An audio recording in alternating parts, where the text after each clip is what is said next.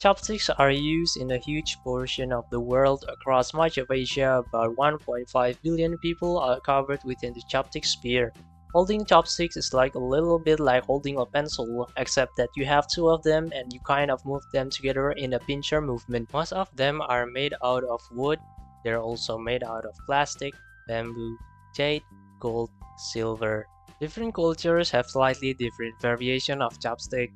Chinese chopsticks would tend to be long and round, Korean chopsticks, which are flatter and often made of metal, and Japanese chopsticks tend to be round, very pointy. Chinese cultures have knives and forks. It uses them in many cases for cooking, but in terms of like what moved into the dining room, it was chopsticks. One of the things about Asian cooking is that it often comes in very small pieces, and I think part of that has to do with the fact that it's actually a lot more energy efficient to cook little pieces quickly. But also then you don't have to cut them, so you have a circular influence where the type of food that is cooked allows people to use chopsticks, and the fact that you have chopsticks sort of influence the kind of food that you can cook.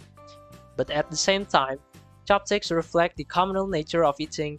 You will have these dishes that you put in the middle. It's very family style. You kind of go in with your chopsticks. You know, you put it on your rice, then you eat individually.